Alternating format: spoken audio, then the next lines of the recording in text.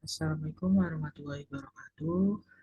Di sini saya akan menjelaskan mengenai eh, hukum perbankan, tugas hukum perbankan, yaitu pembobolan rekening nasabah di Bank Riau Kepri. Nama saya Muhammad Sidik Alamin, peminatan hukum bisnis. Yang pertama, hasil penelitiannya. Di sini hasil penelitiannya yaitu mengenai kasus pembobolan rekening nasabah yang dilakukan oleh pegawai bank. Di sini para pihaknya itu yang pertama Reski sebagai pegawai bank dan 101 nasabah Bank Riau Kepri. Uraian faktanya itu yang pertama, Reski membobol rekening nasabah di tempat bekerja. Kedua, rekening para nasabah yang dibobol mencapai 5 miliar. Ketiga, kejahatan ini terungkap setelah seorang pegawai bank dihubungi oleh tersangka. Dia meminta pegawai dia meminta pegawai bank tadi dia meminta pegawai yang lain untuk membuka dorman rekening tabungan sejumlah nasabah. Sehari kemudian, pegawai tadi melihat ada penarikan uang rekening bank nasabah melalui anjungan tunai mandiri atau bisa disebut ATM. Pegawai bank tersebut bingung karena nasabah di sini sejumlah nasabah yang di sini ini tidak mempunyai ATM. Yang selanjutnya itu yang keempat yaitu kasus kejahatan perbankan ini ditangani Subdit 2 Research Kriminal Khusus Polda Riau. Selanjutnya, pegawai yang berinisial RP telah ditetapkan sebagai tersangka dan ditahan untuk mempermudah penyidikan. Kabid Humas Polda Riau, Komisaris Besar Sunarto menjelaskan ada 101 nasabah menjadi korban pembobolan rekening tersebut. Pembobolan rekening tersebut sudah berlangsung sejak tahun 2020 hingga 2022.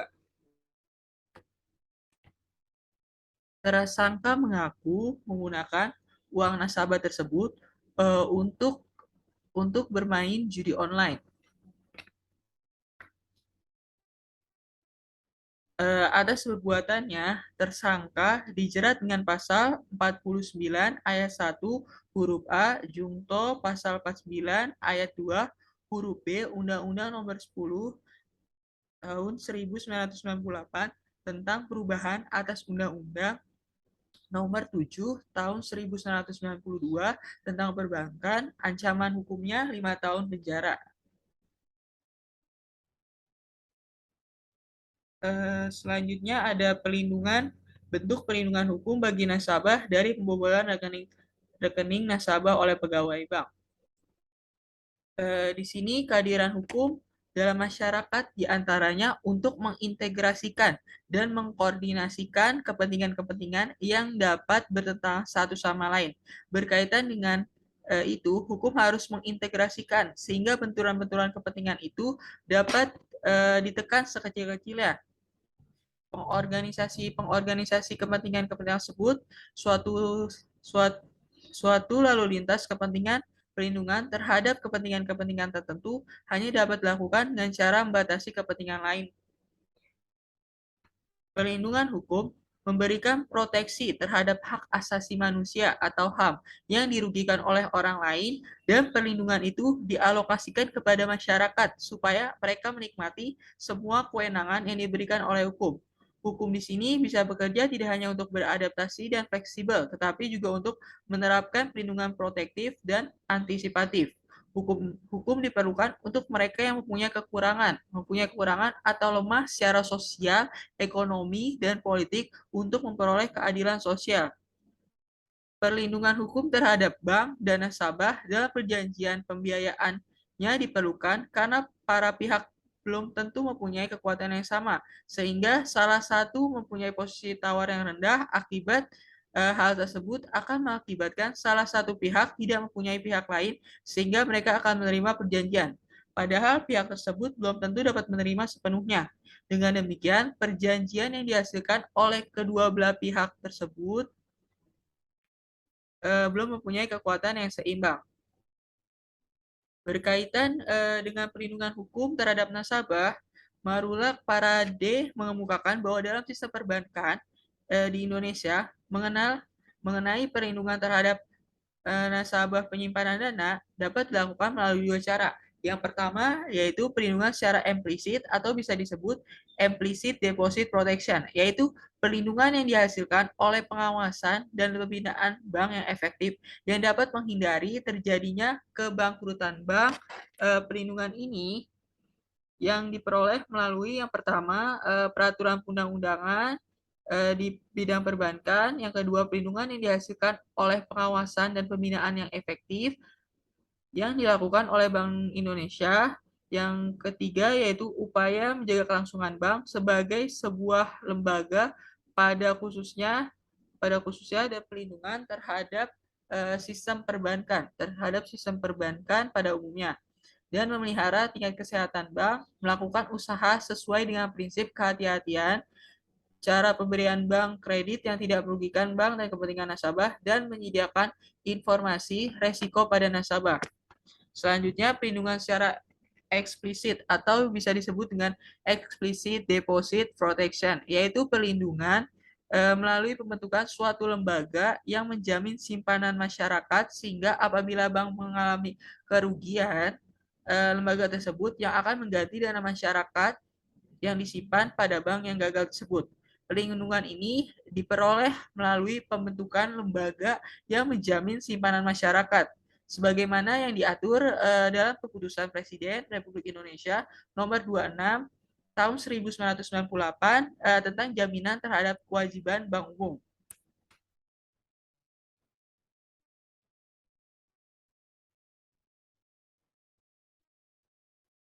Di sini perlindungan hukum berdasarkan Undang-Undang Nomor 7, Undang-Undang Nomor 10 Tahun 1998, Junto Undang-Undang Nomor 7 Tahun 1992 tentang perbankan. Pasal pasal 29 yang mengatakan bahwa pembinaan dan pengawasan bank dilakukan oleh Bank Indonesia. Yang kedua, bank wajib memelihara tingkat kesehatan bank sesuai dengan ketentuan kecukupan modal, kualitas aset, kualitas manajemen, likuiditas, rentabilitas, solvabilitas, dan aspek-aspek lain yang berhubungan dengan usaha bank, dan wajib melakukan kegiatan usaha sesuai dengan prinsip kehati-hatian. Selanjutnya yang ketiga, dalam memberikan kredit atau pembiayaan berdasarkan prinsip syariah dan melakukan kegiatan usaha lainnya, bank wajib menempuh cara-cara yang tidak merugikan bank dan kepentingan nasabah yang mempercayakan dananya kepada bank. Selanjutnya yang keempat, untuk kepentingan nasabah, bank wajib menyediakan informasi mengenai kemungkinan timbulnya resiko kerugian sehubungan dengan transaksi nasabah yang dilakukan melalui bank.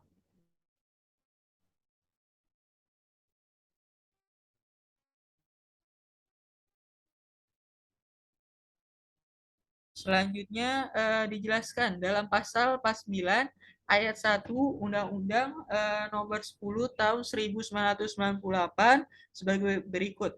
Anggota Dewan Komisaris, direksi, atau pegawai bank yang dengan sengaja membuat atau menyebabkan adanya pencatatan palsu dalam pembukuan atau dalam proses laporan maupun dalam dokumen atau laporan kegiatan usaha, laporan transaksi, atau rekening suatu bank. Yang kedua, menghilangkan atau tidak memasukkan atau menyebabkan tidak dilakukannya pencatatan dalam pembukuan atau dalam laporan maupun dalam dokumen atau laporan kegiatan usaha, laporan transaksi, atau rekening suatu bank.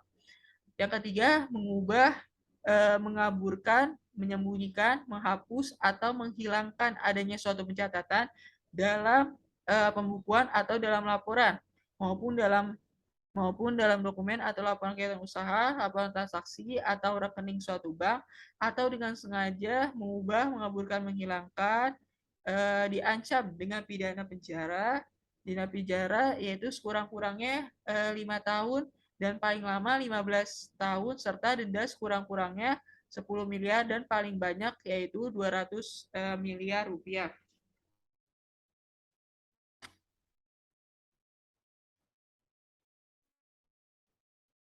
Apabila pasal tersebut dikaitkan dengan pembobolan rekening nasabah di Bank Riau Kepri, maka tindakan yang dilakukan oleh Reski dalam pembobolan nasabah yaitu yang pertama meminta pegawai untuk membuka dorman rekening tabungan sejumlah nasabah.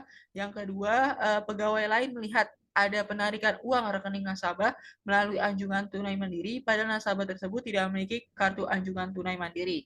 Tindakan Reski tersebut melakukan penarikan dari rekening nasabah tabungan nasabah telah memenuhi unsur di dalam pasal 49 ayat 2 huruf B Undang-Undang Perbankan tidak melaksanakan langkah-langkah yang diperlukan untuk memastikan ketaatan bank terhadap ketentuan-ketentuan undang ini dan ketentuan peraturan perundang-undangan lainnya yang berlaku bagi bank, diancam dengan pidana penjara sekurang-kurangnya 3 tahun dan paling lama 8 tahun serta denda sekurang-kurangnya 5 miliar dan paling banyak yaitu 100 miliar rupiah.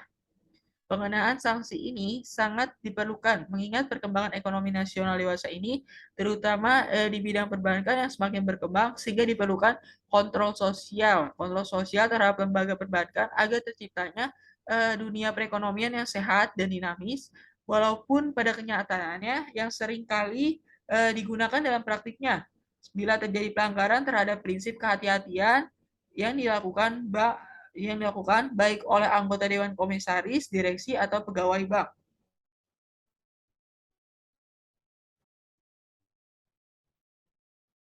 Selanjutnya ada pelanggaran hak nasabah oleh bank dapat diselesaikan melalui jalur hukum. Namun ketika kita kembali disadarkan terhadap nilai-nilai negara hukum, yaitu Pancasila dan Undang-Undang Dasar 1945, yang menempatkan asas musyawarah, forum mediasi merupakan dimensi yang sangat penting. Berarti kalau tidak hanya melalui jalur hukum saja, tetapi di sini yang diutamakan yaitu kalau bisa musyawarah atau mediasi itu lebih diutamakan. Untuk pertanggungjawaban bank yaitu mengatur dan mengawasi bank yang dilakukan oleh Bank Indonesia, termasuk pula dalam hal terjadinya perubahan atas peralihan kepemilikan bank, khususnya data nasabah yang menyangkut masalah perizinan seperti pemberian persetujuan atas kepemilikan dan kepengurusan bank, yaitu menyangkut kelembagaan bank dalam hal kepemilikan dalam berkaitan dengan merger, konsolidasi, dan akuisisi. Penerapan hukum di Indonesia, seorang konsumen yang dilakukan oleh pelaku usaha, termasuk nasabah kepada bank, dapat menggugat pihak yang menimbulkan kerugian atas produk dan jasa tersebut. Kualifikasi gugatan yang lazim adalah wan prestasi atau perbuatan melawan hukum. Kerugian yang dialami oleh nasabah tidak lain adalah karena tidak dilaksanakannya prestasi oleh bank sebagai pelaku usaha. Di sini UU PK menjelaskan terkait konteks pertanggungjawaban pelaku usaha atas gugatan nasabah diatur beberapa ketentuan. Yang pertama, pertanggungjawaban pidana korporasi. Subjek hukum tindak pidana Undang-Undang Perlindungan Konsumen adalah para pelaku usaha. Pelaku usaha yang termasuk dalam pengertian ini adalah perusahaan, korporasi, BUMN, koperasi, importir, pedagang, dan distributor. Artinya bank pemerintah maupun swasta termasuk bank perkreditan termasuk kategori ini. Yang kedua, hak gugat konsumen. Lembaga konsumen atas nama kepentingan konsumen dapat mengajukan gugatan atas pelanggaran yang dapat dilakukan pelaku usaha yang merugikan kepentingan konsumen sesuai dengan pasal 46 ayat 1 huruf C Undang-Undang Perlindungan Konsumen. Di sini lembaga konsumen mempunyai hak gugat atau legal standing to sue kepada pelaku usaha, lepas ada atau tidak ada surat kuasa dari konsumen yang diberikan. Selanjutnya yang Yang ketiga ada gugatan kepentingan kelompok. Gugatan kepentingan kelompok ini terhadap sengketa konsumen yang melibatkan konsumen dengan jumlah besar, besar. Padahal ini persoalan menyangkut hal yang sama. Konsumen dapat mengajukan gugatan kepentingan kelompok atau class action kepada pelaku usaha sesuai dengan pasal 46 ayat 1 huruf B UU PK. Selanjutnya keempat yaitu beban pembuktian terbalik. Beban pembuktian terbalik ini pelaku usaha bertanggung jawab memberikan ganti rugi atas kerusakan, pencemaran dan atau kerugian konsumen akibat menggunakan produk atau jasa yang dihasilkan atau diperdagangkan sesuai dengan pasal 19 ayat 1 UU PK. Ganti rugi dapat berupa pengembalian uang atau penggantian barang dan atau pemberian santunan sesuai dengan ketentuan peraturan perundang-undangan. Dalam pembobolan rekening nasabah Bank Riau Kepri yang merupakan nasabah penyimpanan dana merupakan kreditor yang mempunyai hak preferen. Hak preferen ini adalah suatu hak yang diberikan kepada seorang kreditor untuk didahulukan dari kreditor lainnya. Sesuai dengan ketentuan dalam Undang-Undang Perlindungan Konsumen, nasabah berhak mendapatkan ganti rugi atas dana miliknya yang hilang. Bank harus bertanggung jawab dengan memberikan ganti rugi atas kerugian nasabahnya. Bank harus mengganti kerugian yang timbul karena kesalahan pegawainya. Selanjutnya, berdasarkan pasal 1365 KUH Perdata, di sini dalam kasus Bank Riau, Kepri, unsur-unsurnya dapat diuraikan sebagai berikut. Yang pertama, adanya suatu perbuatan dalam kasus pembobolan rekening yang dilakukan oleh Reski ini sebagai pegawai bank terhadap rekening nasabah dilakukan dengan cara meminta pegawai lain membuka rekening tabungan sejumlah nasabah. Yang kedua, unsur perbuatan melawan hukumnya. Unsur perbuatan melawan hukumnya telah terpenuhi oleh perbuatan yang dilakukan oleh Reski sebagai pegawai bank telah melakukan perbuatan melawan yang bertentangan dengan hak orang lain dan bertentangan dengan kewajiban sebagai pegawai, yaitu dengan melakukan penarikan dana nasabah melalui anjungan tunai mandiri tanpa sepengetahuan dan konfirmasi dari nasabahnya. Yang ketiga yaitu unsur kesalahan. Unsur kesalahan telah terpenuhi oleh Reski, yaitu karena melakukan perbuatan melawan hukum tersebut secara sengaja dengan maksud dan tujuan untuk memindahkan dana nasabah ke rekening pribadinya. Yang ketiga, unsur kesalahan telah terpenuhi oleh Reski karena melakukan melawan hukum tersebut dengan sengaja dengan maksud tujuan untuk memindahkan dana nasabah ke rekening pribadinya. Yang keempat, unsur kerugian. Unsur kerugian di sini adalah mengenai kerugian yang ditimbulkan karena perbuatan melawan hukum. Perbuatan Reski yang melakukan pembobolan pada rekening nasabah mengakibatkan kerugian kepada nasabah yaitu sebesar 5 miliar rupiah. Yang kelima yaitu hubungan sebab akibat antara kesalahan dan kerugian yang ditimbulkan. Unsur ini telah terpenuhi karena akibat perbuatan Reski yang melakukan pembobolan rekening di Bank Riau Kepri telah mengakibatkan kerugian bagi nasabahnya. Terpenuhinya unsur-unsur tersebut menunjukkan telah terjadi perbuatan melanggar hukum yang mengakibatkan kewajiban untuk mengganti kerugian kepada nasabah korban pembobolan rekening. Dalam kasus pembobolan nasabah yang dilakukan oleh Reski pada Bank Riau Kepri berdasarkan pasal 1367 KUH Perdata, Bank Riau Kepri sebagai pelaku usaha yang mengangkat Reski sebagai pegawai bank untuk mewakili urusan Bank Riau Kepri adalah pihak yang bertanggung jawab untuk memberikan ganti rugi terhadap nasabah korban pembobolan rekening.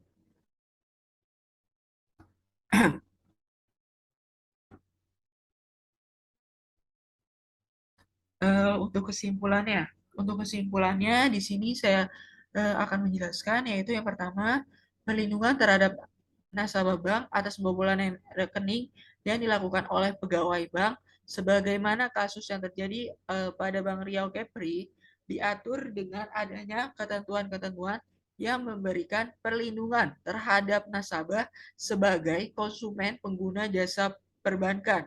Ketentuan tersebut terdapat dalam Undang-Undang Nomor 10 Tahun 1998 tentang perubahan atas Undang-Undang Nomor 7 Tahun 1992 tentang perbankan. Perlindungan terhadap bank terdapat pula dalam Undang-Undang Nomor 8 Tahun 1999 tentang perlindungan konsumen. Bank Riau Kepri, perlindungan terhadap nasabah belum diberikan secara maksimal karena Bank Riau Kepri menyalahgunaan kepercayaan nasabah yang telah menyimpan dananya pada bank tersebut. Yang kedua, mengenai tanggung jawab bank terhadap pencurian uang dengan melakukan pembobolan rekening nasabah oleh pegawai bank telah diatur dalam pasal 37B Undang-Undang Perlindungan Konsumen, bahwa setiap bank wajib menjamin dana masyarakat yang disimpan pada bank yang bersangkutan terjamin dengan aman.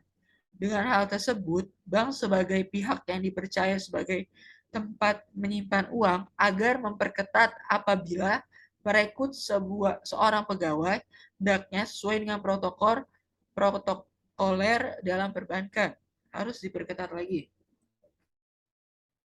Yang ketiga yaitu atas perbuatannya tersangka dijerat dengan pasal 49 ayat 1 huruf A junto pasal 49 ayat 2 huruf B Undang-Undang Nomor 10 Tahun 1998 tentang perubahan atas Undang-Undang Nomor 7 Tahun 1992 tentang perbankan. Ancaman hukumannya 5 tahun penjara.